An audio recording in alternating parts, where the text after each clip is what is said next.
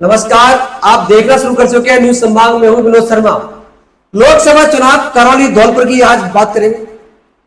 करौली धौलपुर लोकसभा चुनाव पर आज चर्चा के लिए मेरे साथ है राजनीतिक विश्लेषक और सामाजिक कार्यकर्ता मधुवन स्वामी। आज चर्चा का जो विषय सबसे बड़ी बात यह है, जाटव समाज के जो वोट है जाटव बैरवा के, उस मुद्दे पर दोनों पार्टियों में मंथन हो रहा है। यानी दोनों पार्टी जाटव बैरवा के वोट को अपनी तरफ खींचना चाहती है और यही वोट बैंक जीत हार का बड़ा फैसला निर्धारण करेगा। आपकी जानकारी के लिए इस बार कांग्रेस ने भजनलाल जाटव को उम्मीदवार बनाया है। भारतीय जनता पार्टी ने वर्तमान सांसद निवर्तमान है डॉक्टर मनोज राजौरिया का टिकट काटकर इस बार इंदु देवी जाटव को टिकट दिया है। इंदु देवी जाटव पंचायत समिति की प्रधान रही। इंदु देवी जाटव को टिकट देने की कहानी भाजपा की सिर्फ ये है कि भारतीय जनता पार्टी इस बार कोई रिस्क नहीं उठाना चाहती, क्योंकि वो जाटव वोट लेना चाहती है। इसी वजह से इंदु देवी जाटव को उन्होंने अपना उम्मीदवार बनाया है और मनोज राजौरिया का टिकट कटा है। करौली धौलपुर में लगभग 4 लाख से अधिक जाटव बैरवा मतदाता है। हालांकि इनके समाज के लोग तो 5.5 की विविधता थे, लेकिन 4.5 और 4 लाख के बीच में इनके मतदाता है। इन मतदाताओं पर दोनों पार्टी दांव खेलना चाहती है। जाटव बैरवा जो मतदाता है उसका अमूमन ये माना जाता है या तो बसपा में जाता है या कांग्रेस की तरफ जाता है। जहां बसपा कमजोर है वहां कांग्रेस को वोट दे देता है। लेकिन इस बार भारतीय जनता पार्टी को वोट मिलेगा नहीं मिलेगा, जो फील्ड से संकेत ये मिल रहे हैं, करौली, सपोट्रा, मासलपुर, इंडो सिटी, महावीर जी, टोड़ा भीम, धौलपुर जिले में अनेक जगह से बात निकल कर सामने आ रही है। इस बार कांग्रेस का जो कोर वोट बैंक है, बसपा का जो कोर वोट बैंक है, वो टूट सकता है और जाटव बैरवा के नाम पर इंदु देवी जाटव को वोट बैंक मिल सकता है। कारण यह भी है कि जो समाज के लोग हैं उनमें ये बात निकल के आई कि भाजपा ने पहली बार जाटव बैरवा पर दांव खेला है। यदि इंदु देवी जाटव चुनाव हारी तो हो सकता है भविष्य में भारतीय जनता पार्टी उम्मीदवार नहीं बनाए। इसी को लेकर आज मेरे साथ है विशेष तौर से मधुवन स्वामी। स्वामी जी, आपका मैं बहुत बहुत स्वागत करना चाहूंगा। जी धन्यवाद। मैं आपसे सबसे पहले जानना चाहता हूं स्वामी जी, जाटव बैरवा जो वोट बैंक है ये आखिरकार भारतीय जनता पार्टी को मिलेगा नहीं मिलेगा, दोनों पार्टी को दांव खेलना चाहती है, क्या कहेंगे? भारतीय जनता पार्टी को इस चुनाव में जाटव समुदाय का वोट बहुत बड़ी मात्रा में मिलेगा जी। इसका जो कारण है, एक तो ये है कि भाजपा का उम्मीदवार स्थानीय है जी। हाँ। वो करौली धौलपुर जिले से हैं और पहले वो प्रधान पद पर रही हैं जी। उस पद पर उनका कार्य उत्तम रहा है और किसी भी प्रकार की कोई शिकायत उनके प्रति उस काल में जनता के बीच नहीं आई। कोई ऐसी कमजोरी भी नहीं आई जो आजकल के राजनेताओं में पाई जाती है। दूसरी बात यह है कि जाटव समुदाय ये समझ गया है पूरे भारत में ही, उत्तर भारत में, कि हमारे वोट लिए कांग्रेस ने बहुत वर्षों तक, लेकिन वो दिन भी याद है उनको जब 208 लोकसभा के सदस्य बाबू जगजीवन राम के नेतृत्व में तत्कालीन राष्ट्रपति से मिलने गए और उन्होंने दावा किया कि सबसे बड़े दल के नाते उन्हें सरकार बनाने का मौका दिया जाए। उस समय जो है उनको मौका नहीं दिया गया। इंदिरा जी के कहने से नीलम संजीव रेड्डी ने राजनीतिक खेल खेला। एक ही बार मौका आया बाबू जगजीवन राम का प्रधानमंत्री बनने का, उस सपने को तत्कालीन कांग्रेस ने और इंदिरा जी ने चूर चूर कर दिया।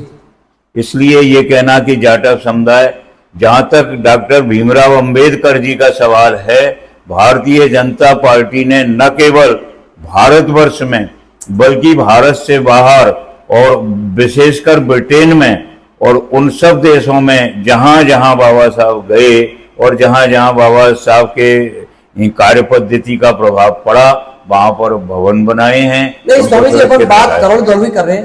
जैसे डॉक्टर मनोज राजौरिया लगभग 95,000 वोटों से चुनाव जीते और उस समय ये कह सकते हैं कि उनकी जाति के वोट बैंक बहुत कम था। तो मनोज राजौरिया का जो वोट मिला 95,000, इसमें भारतीय जनता पार्टी को क्या टूट लग रही है कि यहाँ से टूट सकता है? नहीं, भारतीय जनता पार्टी का कम से कम 1.5 लाख वोट और बढ़ेगा। कैसे बढ़ेगा? मैं अच्छा ये बताएं शुरुआत में तथ्य के साथ कि 95,000 जो वोट बैंक है क्या उसमें टूट होगी?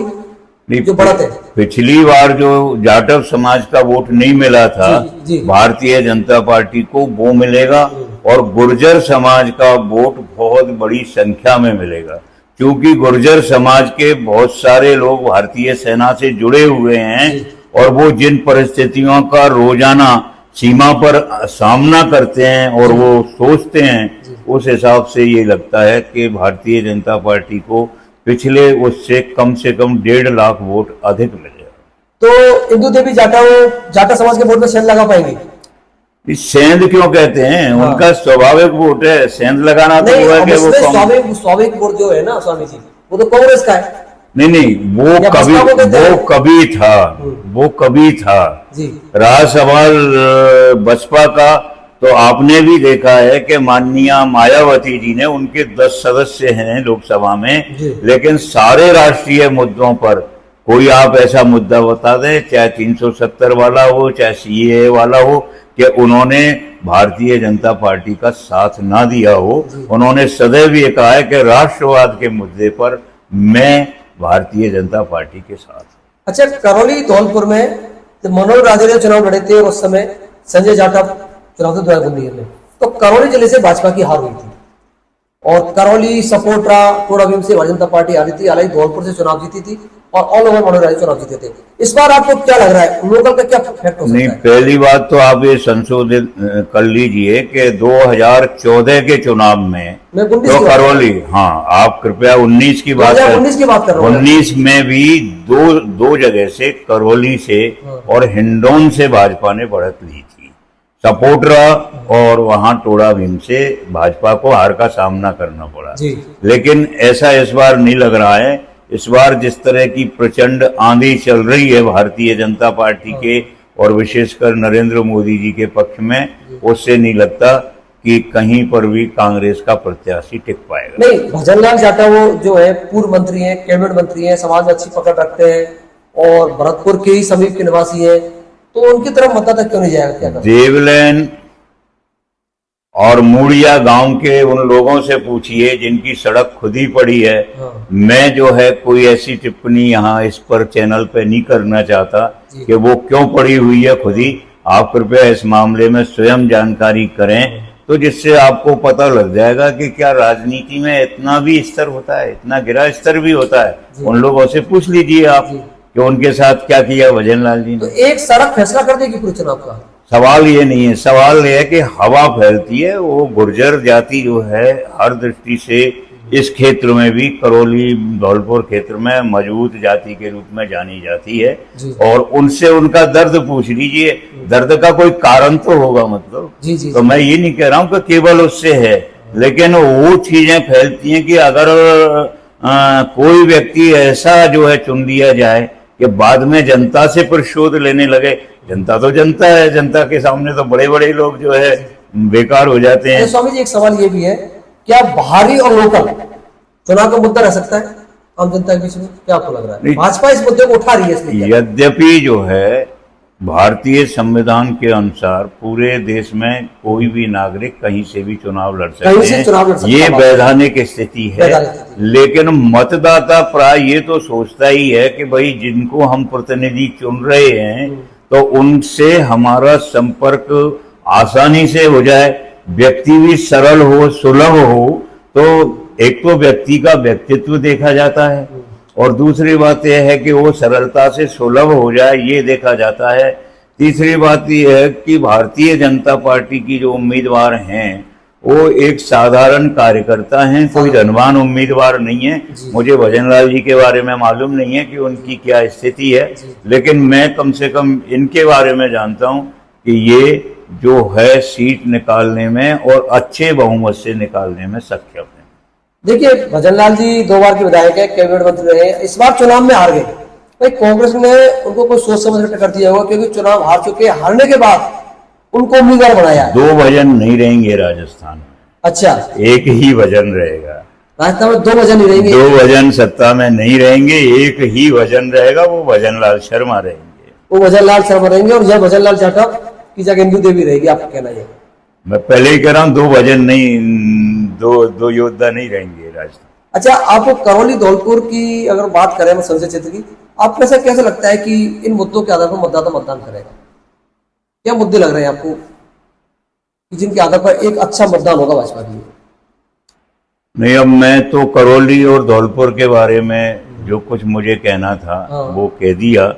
और आज भी लोगों को ये विश्वास है कि जब पिछले विधानसभा चुनाव में माननीय प्रधानमंत्री जी पधारे और उन्होंने ये कहा कि करौली को रेल से जोड़ा जाएगा, जी। और उसमें अब 3 जिले हैं, करौली भी है, धौलपुर भी है, गंगापुर सिटी भी है। तो आज लोगों को इस बात पर मोदी जी की गारंटी पर विश्वास है और वो ही सबसे बड़ा मुद्दा है। एक लोहो इस्पात के कारखाने का मुद्दा है जो कई अनेक रेल परियोजनाओं से भी कई गुना बड़ा है। हाँ, वो हिंडौन करौली एक ही है। जी। वो पांचना के आसपास का है। कारण क्या है कि पानी चाहिए। पानी चाहिए तो पांचना के अलावा कोई स्रोत नहीं है। वो फैक्ट्री खाने कहीं भी हो, लेकिन लगता है कि वो फैक्ट्री पांचने के आसपास ही लगेगी। और उससे जो है वो उस समय आज से 10 साल पहले लगभग 15,000 करोड़ की योजना थी, मतलब 150 अरब की, लेकिन अब वो उससे कई गुना बढ़ गई है। तो लोगों को मोदी जी की इस गारंटी पर विश्वास है कि ये जिला राजस्थान में ही नहीं, भारत में शायद अकेला संसदीय क्षेत्र है करौली धौलपुर, जिसके दोनों जिलों को भारत सरकार ने पिछड़ा घोषित किया है। देखिए स्वामी जी, मैं जब सोशल मीडिया पे देखता हूँ तो कई कमेंट लगाते आते हैं कि रोजगार का मुद्दा रहेगा, लोग बेरोजगारी है, कांग्रेस की गारंटी पर लोग विश्वास करेंगे, राहुल गांधी पर लोग विश्वास करेंगे, ये सब भी रहेगा क्या चुनाव में? राहुल जी पर कांग्रेस के लोग तो विश्वास कर लें पहले जी। राहुल जी पर उनके जीजा जी तो विश्वास कर लें जी। और इससे ज्यादा मैं क्या कह सकता हूँ? तो रोजगार भी कोई मुद्दा नहीं रहेगा? है जी। रोजगार नहीं, रोजगार का तो मैं ये कह रहा हूँ कि जहां पर लग रहा था 60,000 करोड़ की जो है वो जीएसटी आती थी और इस प्रयत्न में थी सरकार के ये बढ़कर 1 लाख करोड़ हो जाए, अब वो 2 लाख करोड़ को छूने वाली है। अगर रोजगार नहीं है, स्टार्टअप नहीं हो रहा है, तो कोई व्यक्ति क्या बिना रोजगार के ही टैक्स चुकाएगा? इसलिए जो मोदी जी ने नींव रखी है, तो मजबूत नींव रखी है, तो जो हमारा इंफ्रास्ट्रक्चर है उद्योगों का, वो रंग लाएगा 5 वर्ष बाद, वो लाएगा। और भारत में लोग रोजगार पर जो है स्वयं के नहीं, दूसरों को रोजगार देने में भी सक्षम होंगे। हमारे वैज्ञानिक, हमारे इंजीनियर, हमारे नौजवान किसी भी प्रकार में दुनिया में किसी से भी कम नहीं है। तो क्या आपके हिसाब से भारतीय जनता पार्टी करौली धौलपुर में हैट्रिक बना सकती है? शक्ति क्यों लगा रहे हैं आप? मैं यही तो पूछ रहा हूँ। मैं नहीं, बनाएगी ही, भारतीय जनता पार्टी बनाएगी ही जी। हाँ, तो भारतीय जनता पार्टी हैट्रिक बनाने की पूरी संभावना है करौली धौलपुर? बिल्कुल जनता का यही रुझान है। धन्यवाद। ये थे मदन मोहन स्वामी, राजनीतिक विश्लेषक है और सामाजिक कार्यकर्ता है। इनसे आज चर्चा करने का मकसद सिर्फ ये था कि करौली धौलपुर में दोनों पार्टियों ने जाटव उम्मीदवार उतारा है, जाटव उम्मीदवार पर दोनों पार्टी दांव खेल रही है। आप सभी लोग हमारे साथ जुड़े, बहुत बहुत धन्यवाद।